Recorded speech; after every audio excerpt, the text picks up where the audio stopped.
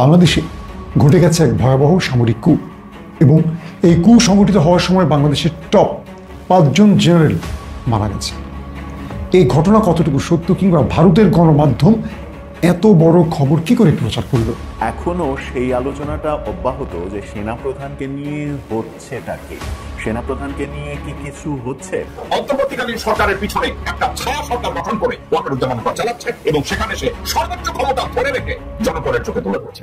এই 626 জন বাংলাদেশে থেকে তাদের লিস্ট এখন পর্যন্ত স্বরাষ্ট্র মন্ত্রণালয়তে দেওয়া হয় না। সেনাপ্রধান এই সাহস কোথায় পাচ্ছে? এই ধরনের অবস্থা ভারত কিন্তু এখনো খেলছে। বাংলাদেশের বিদ্যমান এবং ভবিষ্যৎ রাজনৈতিক প্রেক্ষাপটে ভারত অবশ্যই খুবই প্রাসঙ্গিক একটা দেশ হিসেবে থাকবে। তারা বাংলাদেশে যথেষ্ট ভাবেন, বাংলাদেশের অভ্যন্তরে হস্তক্ষেপ করতে চান, তাদের মতো করে সরকার তৈরি করতে চান, সরকারকে তাদের মতো করে চালাতে চান, সবকিছুই তারা চান। ফলে ভারত কি করছে না করছে সেটা আমরা একটু খেয়াল রাখি, আমাদের রাখা দরকারও আছে। সম্প্রতি ভারত থেকে 3টা খবর আমি দেখলাম যেগুলো নিয়ে একত্র করে একটু কথা বলতে চাই, এবং সেটা ইন্টারপ্রিটেশন এভাবে করা যায় যে ভারত স্পষ্টভাবে আমাদের প্রধান উপদেষ্টাকে অপমান করার চেষ্টা। প্রিয় দর্শক শ্রোতা, আসসালামু আলাইকুম। নতুন একটা ভিডিওতে জানাচ্ছি আপনাদের স্বাগতম। এই মাত্র পাওয়া তাজা এবং গরম খবর। ডক্টর মোহাম্মদ ইউনূস কেমন ভাষণ দিলেন। ভারত থেকে শুরু করে আওয়ামী লীগের অবস্থা কিন্তু চরম লেভেলের খারাপ হতে চলেছে। আজকের এই ভিডিওটি সম্পূর্ণ দেখবেন, তাহলে অনেক কিছু জানতে পারবেন এবং বুঝতে পারবেন। বেশি কথা না পারে সরাসরি আপনাদের বিস্তারিত ভিডিওতে নিয়ে যাবো। তার আগে আপনাদের কাছে ছোট্ট একটা রিকোয়েস্ট থাকবে, যারা এরকম ভিডিও দেখতে পছন্দ করেন দ্রুত এই চ্যানেলটি সাবস্ক্রাইব করে পাশে থাকা বেল আইকনটি বাজিয়ে রাখবেন। ইতিমধ্যে যারা সাবস্ক্রাইব করে দিয়েছেন তাদের জানাচ্ছি অসংখ্য ধন্যবাদ। চলুন এই ভিডিওতে লাইক করে দিয়ে আমরা বিস্তারিত ভিডিওগুলো মোবাইল স্ক্রিন থেকে ধারাবাহিকভাবে একের পর এক দেখে আসি। শিরিন শারমিনকে ওয়াকার তার তত্ত্বাবধানে রেখেছে। তত্ত্বাবধানে রেখে একটা জিনিস তারা মেক শিওর করেছে যে শিরিন শারমিন যদি বাংলাদেশের পরিস্থিতি এমনই একটা পজিশনে গিয়ে থাকে যে ওয়াকারুজ্জামান ভারতের নির্দেশে নিজের জান বাঁচানোর জন্য কোন একটা কাজ সে করবে, হাসিনার মতো কি পালিয়ে যাবে? এই ধরনের কোনো কিছু ওই 26 জন অপরাধীদেরকে নিয়ে তো বলে নাই। এই 626 জন বাংলাদেশে থেকে তাদের লিস্ট এখন পর্যন্ত স্বরাষ্ট্র মন্ত্রণালয়তে দেওয়া হয় না এবং তাদেরকে পুলিশের কাছে সুপর্দ করা হয় না। ওয়াকার যাদের সাথে কোঅর্ডিনেট করে এই কাজগুলো করছে তারা আর কেউ না, যে বিএনপির 7 থেকে 10 জন আমি ভারতীয় কুত্তা আপনারা রাইট শুনেছেন, ভারতীয় সুবিধাভোগী কুত্তা, নেরি কুত্তা এই হারামজাদাদের বাসায় আছে। আমরা শুধু ক্যান্টনমেন্টে 626 জন মানুষ ছিল, 626 জন অপরাধী ওখানে ছিল এবং স্বৈরাচারের দোসররা ওখানে ছিল, এটাই না, শুধু বাংলাদেশে এখনো অনেক গুম, খুন, ধর্ষণ এবং বিভিন্ন দাগী অপরাধীরা বাংলাদেশে আছে। অনেকটা পালিয়ে গেছে, তাদের থ্যাঙ্কস টু জেনারেল ওয়াকারুজ্জামান, উনি তাদেরকে পার করে দিয়েছেন। এবং এর বাইরেও বাংলাদেশে এই মুহূর্তে যেসব অপরাধীরা রয়েছে, এই অপরাধীরা কেন গ্রেফতার হচ্ছে না, এটা নিয়ে অনেকেই প্রশ্ন করছেন, এই অপরাধীদেরকে কেন গ্রেফতার করা হচ্ছে না। আজকের এই বিষয়টা কেন জরুরি একটা কারণে, এই অপরাধীদেরকে গ্রেফতার না করার জন্য এবং এই অপরাধীরা সেনা তত্ত্বাবধানে ক্যান্টনমেন্টে এবং অন্য আরেকটা জায়গায় পালিয়ে থাকার জন্য সেখানে বসে তারা অপরাধকে অর্গানাইজ করছে, যে কোনো একটা খুনকে অর্গানাইজ করছে, একটা অস্থিতিশীল পরিস্থিতি তৈরি করতে তারা নিজেদেরকে আত্মনিয়োগ করছে। নির্ভয়ে তারা হাসিনা শেখের সাথে যোগাযোগ করছে, নির্ভয়ে রয়ের সাথে তাদের যোগাযোগ করছে, তারা আলাপ আলোচনা করছে, মিটিং করছে, সাংবাদিকদের ডাকছে। কেন জানেন? তাদের কোনো ভয় নাই। ভয়নার পিছনে একটা অন্তর্বর্তীকালীন সরকারের পিছনে একটা ছায়া সরকার গঠন করে ওয়াকারুজ্জামান চালাচ্ছে এবং সেখানে সে সর্বোচ্চ ক্ষমতা ধরে রেখে জনগণের চোখে তুলে ধরছে। দর্শক বিন্দু, আমি গত শোতে আপনাদেরকে বলেছি যে ওয়াকারুজ্জামান একটা কাজ করেছে।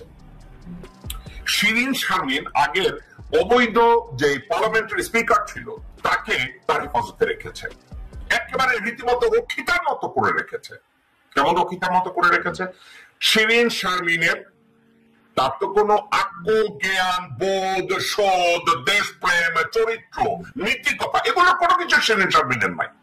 জাস্ট হাবড়া ধুমসি এক বুড়ি প্রস্টিটিউট। সে নিজের স্বার্থ, পরিবারের স্বার্থ, আওয়ামী লীগের স্বার্থ, সর্বাগ্রে ভারতের স্বার্থ রক্ষায় একেবারে জান, পাগল, পরাণ সব উজাড় করে দেওয়া এক চাকরানি শিরিন শারমিন। গলার মধ্যে ভারতীয় পতাকা লাগায় এবং ভারতের কল্যাণে করে না এমন কোন কাজ নাই। ওই শিরিন শারমিনকে ওয়াকার তার তত্ত্বাবধানে রেখেছে। তত্ত্বাবধানে রেখে একটা জিনিস তারা মেকশিওর করেছে যে সেদিন শারমিন যদি বাংলাদেশের পরিস্থিতি এমনই একটা পজিশনে গিয়ে থাকে যে ওয়াকারুজ্জামান ভারতের নির্দেশে নিজের যান বাঁচানোর জন্য কোন একটা কাজ সে করবে, হাসিনার মতো কি পালিয়ে যাবে? এই ধরনের কোনো কিছু হু নোস। আপনি একা একা চিন্তা করে দেখেন, ওয়াকারুজ্জামানের চাকরি আরো 2 বছর আছে, 2 বছর বা তার একটু বেশি আছে। ওয়াকারুজ্জামান এই মুহূর্তে চিন্তা করছে তার চাকরি বাঁচানো। ওয়াকারুজ্জামান চেষ্টা করছে তার স্ত্রী ব্র্যাক ইউনিভার্সিটিতে কর্মরত, তাকে ওখানে সেফ রাখা, তার 2টা মেয়ে, তাদের ভবিষ্যৎ, এবং সর্বাগ্রে সে চিন্তা করছে তার অবস্থা কি মইনের মতো হবে, তার অবস্থা কি এরশাদের মতো হবে। খুব কঠিন একটা সময়। তার ভিতরে সে রাওয়া ক্লাবে দাঁড়িয়ে আপনাদের সামনে চিল্লাইয়া আঙ্গুল জাগাইয়া জাগাইয়া হুঁশিয়ার করে কথাবার্তা বলে, কিন্তু সে একবারও বলে নাই ওই 26 জন অপরাধীদেরকে নিয়ে বলে নাই এই 626 জন বাংলাদেশে থেকে তাদের লিস্ট এখন পর্যন্ত স্বরাষ্ট্র মন্ত্রণালয়তে দেওয়া হয় না এবং তাদেরকে পুলিশের কাছে সুপর্দ করা হয় না। এবং এই 626 জন একেবারে এমন কোন জায়গায়, দর্শক বিন্দু আজকের কিছু কথা না বললেই নয়, সে কথাটা কি শুধু সেনা প্রধান না, সেনা প্রধান এই সাহস কোথায় পাচ্ছে? সেনা প্রধানের পিছনে সাহস যোগাচ্ছে বাংলাদেশ জাতীয়তাবাদী দল, তার পিছনে সাহস যোগাচ্ছে বাংলাদেশ জামাত ইসলামী। এখন আমার তথ্য অনুযায়ী, পুলিশের তথ্য অনুযায়ী, র্যাবের তথ্য অনুযায়ী, সিআইডির তথ্য অনুযায়ী, মিলিটারির তথ্য অনুযায়ী বঙ্গভবন তাদের জন্য স্যাক্রেড প্লেস। কিন্তু বঙ্গভবনে বেশ কিছু লোকজনের আনাগোনার জন্য ওয়াকার একটু কৌশল অবলম্বন করেছে। ওয়াকার কি করেছে? কিছু লোককে প্রায় এখানে ওখানে নেওয়া করে, যেই জায়গাটা উনি সেফ মনে করেছে ওটা হচ্ছে বঙ্গভবন। বঙ্গভবন হচ্ছে অপরাধীদের এক অভয়ারণ্য। ওখানে চুপ্পু আছে, চুপ্পুর সাথে যদি মাঝে মাঝে শারমিন শিরিনকে ওখানে পাঠায়, হাসিনার সাথে যোগাযোগটা ঠিক মতো হয়, এবং ওয়াকার জানেন যে বঙ্গভবনে ওখানে একটা ইমিউনিটি আছে, ওখানে পুলিশ রেড হবে না। ভারতের একটি গণমাধ্যম দাবি করেছে বাংলাদেশে ঘটে গেছে এক ভয়াবহ সামরিক কূ, এবং এই কূ সংগঠিত হওয়ার সময় বাংলাদেশের টপ 5 জন জেনারেল মারা গেছে। এই ঘটনা কতটুকু সত্য, কিংবা ভারতের গণমাধ্যম এত বড় খবর কি করে প্রচার করলো, কোন ঘটনার ভিত্তিতে, কিংবা এর সত্যতা কি? 2 নম্বর, আওয়ামী লীগের সময় ফ্যাসিস্ট রেজিমের যেসব বড় বড় ব্যবসায়ী ছিলেন, যারা আওয়ামী লীগকে সকল অপরাধের ব্ল্যাঙ্ক চেক দিয়ে দিয়েছিল, সেই ব্যবসায়ীরা এবার দেশে বিদেশে বসে আরেকটি রাজনৈতিক দলের সাথে দর কষাকষি শুরু করেছে। আগামীতে তাদের ছত্রছায়ায় তারা আবার বাংলাদেশে লালিত পালিত হবে। রাজনীতি কোন দিকে যাচ্ছে বাংলাদেশের? তার মানে 24-এ যারা জীবন দিল তাদের জীবনগুলো অকাতরে চলে গেল, এর কোনো মূল্য থাকবে না। চলুন এই বিষয়ে বিস্তারিত আলোচনা করতে চাই আজকে। প্রিয় দর্শক, 24-এ একটা গণ অভ্যুত্থান বা বিপ্লব হয়েছিল বাংলাদেশে। এটা বোধ করি প্রতিদিন আপনাদের বলে দিতে হবে না, কিন্তু কেন আমাদের প্রতিদিন বলে দিতে হচ্ছে বুঝতে পারছেন? আমরা প্রতিদিনই ভুলে যাচ্ছি এই ঘটনাটি। গত 15 বছর বা 16 বছরে যে দুঃশাসন আমাদের বুকে চেপেছিল, তারা আমাদের মুক্তির বা নিঃশ্বাস নেবার এতটুকু সুযোগ দেয়নি। আর আমরা আল্লাহর কাছে ফরিয়াদ করেছিলাম যে হে আল্লাহ, এই নমরুদ ফেরাউনের হাত থেকে আমাদের বাঁচা। কিন্তু সেই ফ্যাসিস্ট বিদায় নিলেও আমরা কি নমরুদ ফেরাউনের যুগ থেকে বাঁচতে পেরেছি? এই প্রশ্নটি এখন উঠে আসছে। বিভিন্ন সোর্স বলছে, গণমাধ্যম বলছে, সোশ্যাল মিডিয়া বলছে, বাংলাদেশের এস আলম সহ বসুন্ধরা গ্রুপ বা আরও বড় বড় যে কোম্পানিগুলো রয়েছে, যারা বিগত 15-16 বছরে হাসিনার রেজিমের মূল কর্ণধার ছিল বা অর্থনৈতিক মূল শক্তি ছিল, তারা এখন অন্য একটি দলের সাথে বিভিন্ন জায়গায় আলোচনা শুরু করেছে যে এস আলম বাংলাদেশের ব্যাংক খাতকে ধ্বংস করেছে এবং বাংলাদেশের অর্থনীতিকে এক প্রকার লুট করে সকল অর্থ পাচার করেছে বিদেশে। সেই সব বড় বড় কোম্পানিগুলো এখন বিদেশে বসে অন্যান্য দলের সাথে বৈঠক করছে। অর্থাৎ জনগণের ব্যাংকগুলো লুট করেছিল এস আলমের মতো বড় বড় ব্যবসায়ীরা, এবং সেখান থেকে ধরেন মোটা অঙ্কের টাকা দিয়েছিল সেই সময় ফ্যাসিস্ট রেজিমকে, ধরেন আওয়ামী লীগকে। আওয়ামী লীগকে এই অর্থ দেওয়ার কারণে তারা বেঁচে গেছে, অথবা আওয়ামী লীগ তাদেরকে লুটপাটের লাইসেন্স দিয়ে দিয়েছিল, কারণ ওরা লুটপাট করলে তো অর্ধেক আওয়ামী লীগের ঘরেই যাবে। এরপর আমরা অনেককে বলতে শুনেছি যে এই সরকারের পতন হলে এদের বিচার করা হবে। কারা বলেছে? বাংলাদেশের প্রধান প্রধান দলগুলো বলেছে না? মনে করে দেখেন বলেছে কিনা, বড় বড় সমাবেশে তারা বলেছিল। কিন্তু এখন কি দেখছি, এস আলম বিদেশে বসে অন্য দলের সাথে বৈঠক করছে। ঘটনা কতটুকু সত্য কি মিথ্যা আমার কাছে স্পষ্ট প্রমাণ না থাকলেও আমরা যে সোর্সের মাধ্যমে জানছি, আলোচনা চলছে বিভিন্নভাবে, এটা কিন্তু সত্য। এখন প্রশ্ন হলো, এস আলমকে কি বৈধতা দিতে যাচ্ছে অন্য একটি দল তারা ক্ষমতায় বসলে? তাহলে এস আলম যে বিশাল অঙ্কের টাকা লুট করেছে, অর্ধেক খাবে এই ঘর, অর্ধেক খাবে ওই ঘর, মাঝখান থেকে জনগণ পাবে কি? জনগণের খাতা শূন্য। অর্থাৎ যাদের ব্যাংক লুট করা হয়েছে, যাদের টাকা চুরি হয়েছে, তারা খালি হাতেই থাকছে। এটা হলো বাংলাদেশের রাজনীতির চরিত্র।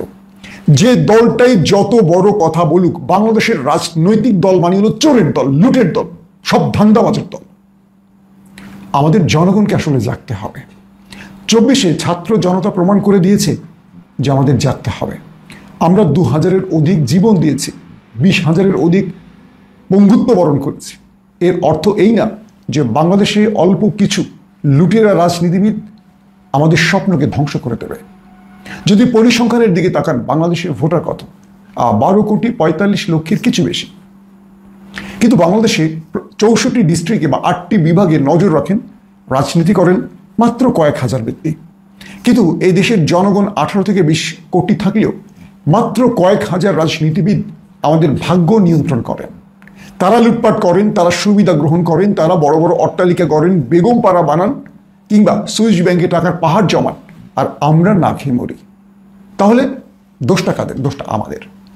আমরা ওইসব লুটেরা রাজনীতিবিদদের পেছনে ছুটি, আমরা ওইসব লুটেরা রাজনীতিবিদদের পেছনে ভাই ভাই স্লোগান তুলি, রোদে বৃষ্টিতে শীতে কষ্ট করি, আমরা পুলিশের গুলির সামনে পড়ি, আমরা জেল জুলুম খাটি, ক্রস ফায়ারে পড়ি, গুম হই। মাঝখান থেকে সুবিধা নেয় ওরা, আমরাই ওদেরকে সুবিধাজনক অবস্থানে পৌঁছে দিই। আমার এই ভিডিওটি সেই সব জনতার জন্য, সেই সব ব্যক্তির জন্য যারা নিজেরা নিজেদের পায়ে কুড়াল মারছেন।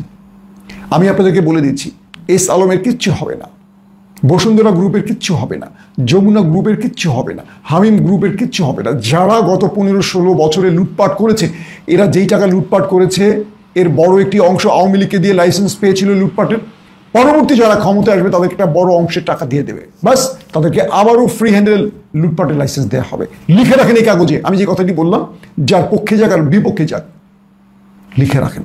গত 15টা বছর ব্যক্তিগতভাবে আমিও অনেক সাফার করেছি, এই দেশ ছেড়েছি, চাকরি ছেড়েছি, মানবেতর জীবনযাপন করেছি, কিন্তু আজকে এসে নিজেকেই অপরাধী মনে হচ্ছে। কারণ কাদের জন্য কথা বলেছিলাম, কাদের জন্য লড়াই করেছিলাম, কাদের জন্য দেশ ছেড়েছিলাম, কাদের জন্য পরিবার ছেড়েছিলাম বলেন আপনারা? কিন্তু এই রাষ্ট্র, এই সিস্টেম, এই লুটেরাদের দেখতে চাইনি আমরা। সেই লুটেরাই আবার বসে যাচ্ছে ক্ষমতার প্রাণকেন্দ্রে। কারা সেই লুটেরা? তাদেরকে চিহ্নিত করতে হবে। আমরা জাগবো, আমরা না জাগলে দেশ জাগবে না কখনো। আবারও বলছি, মাত্র কয়েক হাজার লুটেরা রাজনীতিবিদরা বা কয়েকশো লুটেরা আমাদের 18 থেকে 20 কোটি মানুষের স্বপ্ন কেড়ে নিতে পারে না। তাহলে দোষটা আমাদের, আমাদের জাগতে হবে, ওদের বিরুদ্ধে আমাদের না বলতে হবে। আমরা এমন কোনো দলের দাবেদারি করবো না, আমরা এমন কোনো দলের পক্ষে দাঁড়াবো না যে পক্ষ বা যে দল আমাদের মাথায় কাঁঠাল ভেঙে খাবে, আমাদের টাকা লুট করবে, আবার দিন শেষে তারাই ওদের সাথে আপোষ করে চলবে। আবারও বলছি, ফ্যাসিস্ট রেজিমের সঙ্গে, হাসিনার দোসরদের সঙ্গে যাদের বন্ধুত্ব হবে তাদেরকে আমরা সরাসরি না বলে দেব, সে যেই দলই হোক। এই মানসিকতা আমাদের তৈরি করতে হবে, নতুবা এই দেশের বা এই দেশের জনগণের মুক্তি মিলবে না। লিখে রাখেন। দর্শক, আসছি দ্বিতীয় প্রসঙ্গে। ভারতের একটি গণমাধ্যম দাবি করেছে বাংলাদেশে একটা ভয়াবহ সামরিক কূ সংঘটিত হয়েছে এবং এই সামরিক কূতে 5 জন টপ জেনারেল মারা গেছে। এবং এই ব্যাপারে আমরা যথেষ্ট তথ্য প্রমাণ নেওয়ার চেষ্টা করেছি, একদম মিথ্যে একটি খবর। এখন প্রশ্ন হলো, ভারতের গণমাধ্যম এত বড় মিথ্যে খবর প্রচার করলো কি করে? দুটো বিষয় খেয়াল করবেন। এক, যে বাংলাদেশে একটি সামরিক কূ সংগঠনের জন্য তারা হয়তো বা পরিকল্পনা করে এরকম মিথ্যে খবর দিয়েছিল। 2, এমনও হতে পারে শিগগিরই বাংলাদেশে একটা সামরিক কূ হতে পারে, তার একটি আভাস পাওয়া গেছে।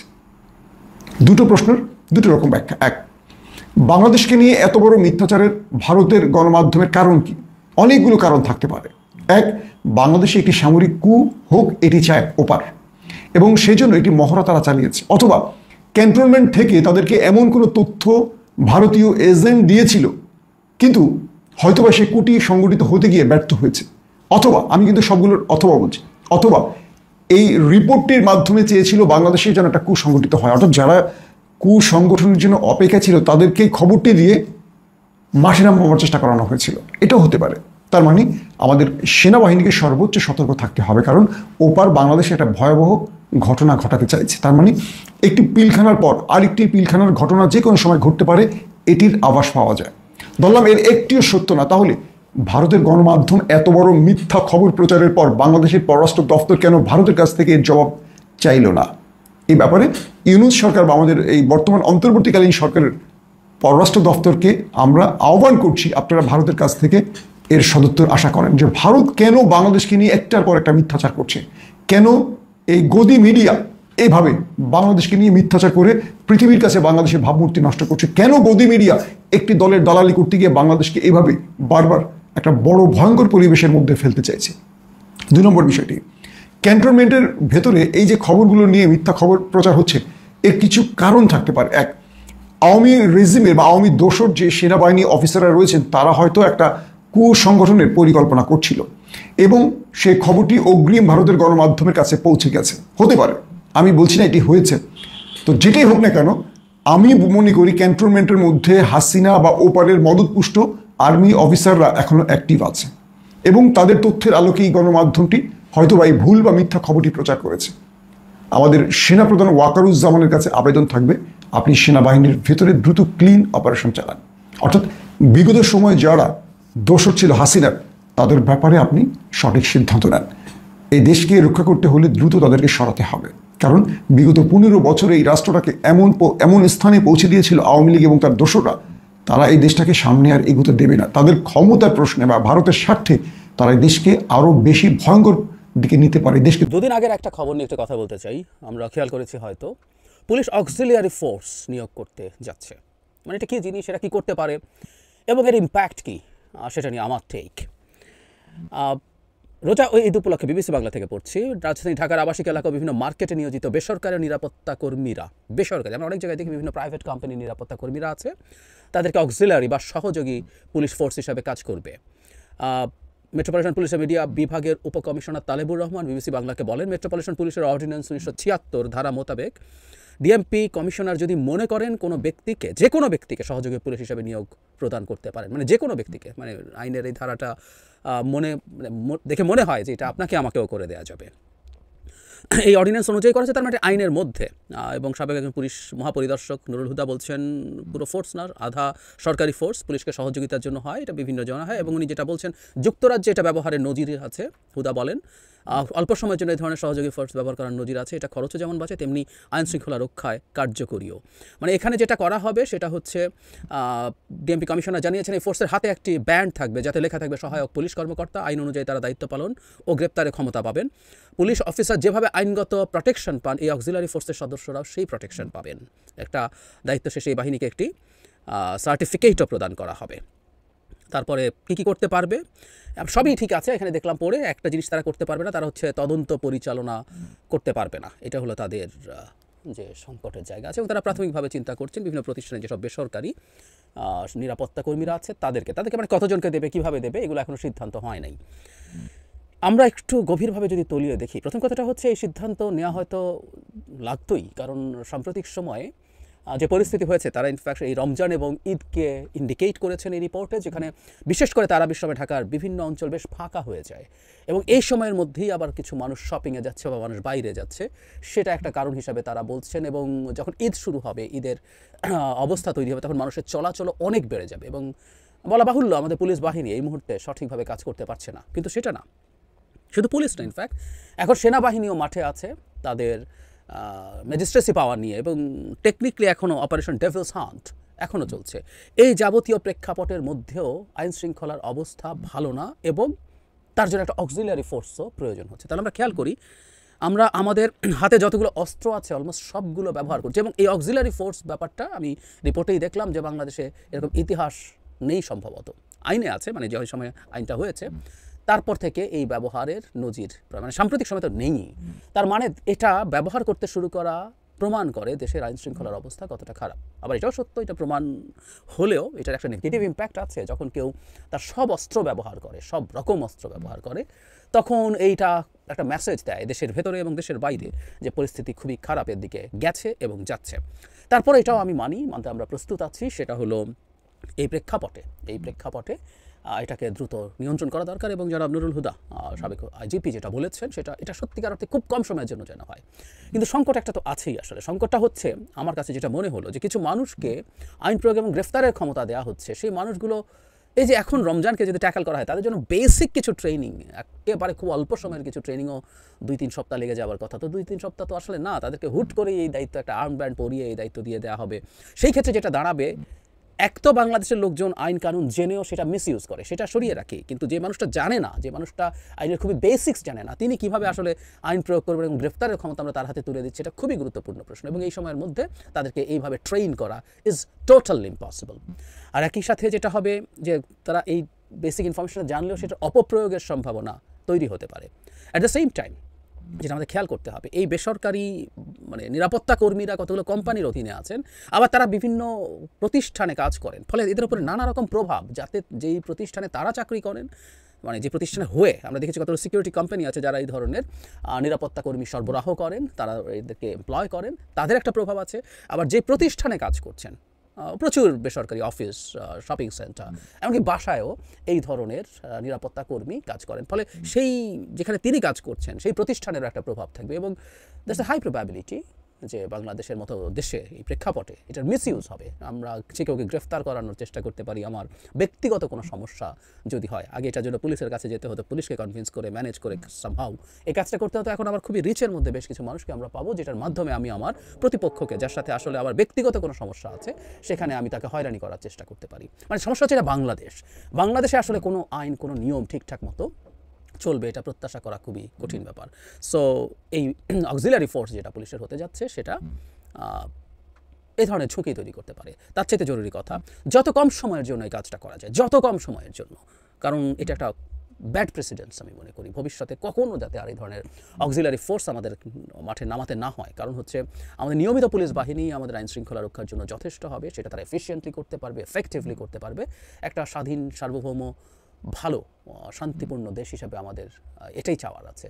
সো আমরা এক্সপেক্ট করব সরকারের ভিজিলেন্স খুবই কঠোর হবে এবং খুব দ্রুত এটা শেষ হোক, আর পুলিশকে খুব দ্রুত এফেক্টিভ হয়ে উঠতে হবে। আমি জানি না কেন এটা এখন এই অবস্থা। দুঃখজনক ব্যাপার হচ্ছে এই যে পুলিশ একসময় ইনএফেক্টিভ ছিল, শুরুর দিকে একেবারেই ছিল না, তারা থানাতেই ছিল না, পরে তারা আসলেন, সময় যত যাচ্ছে কথা ছিল তারা তাদের অথরিটি, তাদের পাওয়ার, তাদের কনফিডেন্স তত গেইন করবেন, তাতে সময়ের সাথে সাথে অপরাধের পরিমাণ কমতে থাকবে। কিন্তু অবিশ্বাস্যভাবে দেখা যাচ্ছে সময় যত যাচ্ছে, যখন তাদেরকে আরও মনোবল দৃঢ় করে দক্ষতার সাথে অপরাধীদের দমন করার কথা, তারা সেখানে তাদের অবস্থান আস্তে আস্তে আরও হারিয়ে ফেলছেন, অপরাধীরা আরও বেশি মাথা চাড়া দিচ্ছে। এই প্যারাডক্সের জবাব পুলিশকে খুঁজে বের করতে হবে এবং সমাধান করতে হবে, সরকারকে খুঁজে বের করতে হবে এবং সমাধান করতে হবে। আমরা এটা মেনে নিতে প্রস্তুত না। যখন 2 সপ্তাহ 5 সপ্তাহ, তখন 2 মাস 3 মাস গেছে, সেই পর্যন্ত আমরা নিজেরাও বলেছি যে দেশে পুলিশ বাহিনী পালিয়ে গিয়েছিল, সেই দেশে কী হওয়ার কথা, কী হয়েছে, যা হওয়ার কথা হয়েছে। কিন্তু 7 মাস পেরিয়ে যাওয়ার পর এই অজুহাত খাটে না, তারা তো মাঠে আছেই, তাদের সাথে সাপোর্ট হিসাবে খুব বড় ডেটারেন্ট। আমি আগেও বলেছি যে মিলিটারি আসলে আইন শৃঙ্খলা রক্ষার জন্য ট্রেন না, কিন্তু মিলিটারি মাঠে থাকা একটা বড় ডেটারেন্ট। এই ডেটারেন্ট থাকার পরও তারা অপরাধ দমন করতে পারছে না, এটা ভয়ঙ্কর ব্যাপার। সুতরাং পুলিশের এই অক্সিলারি ফোর্স তাদের ব্যর্থতাকেই ইন্ডিকেট করে, তাদের যত দ্রুত সম্ভব এই ব্যর্থতার বৃত্ত থেকে বেরিয়ে। প্রিয় দেশবাসী, শুরু থেকে শেষ পর্যন্ত যারা এই ভিডিওটি দেখেছেন সকলকে জানাই অসংখ্য ধন্যবাদ। যারা এরকম নিউজ ভিডিও পেতে পছন্দ করেন তারা অবশ্যই এই চ্যানেলটি সাবস্ক্রাইব করে পাশে থাকা বেল আইকনটি বাজিয়ে দিবেন। যারা এখন এই ভিডিওটি শেয়ার করেননি, এই ভিডিওটি দ্রুত শেয়ার করে সকলকে দেখার সুযোগ করে দিন। আজকের মতন এই পর্যন্ত, দেখা হচ্ছে পরবর্তী কোনো ভিডিও নিয়ে ইনশাল্লাহ।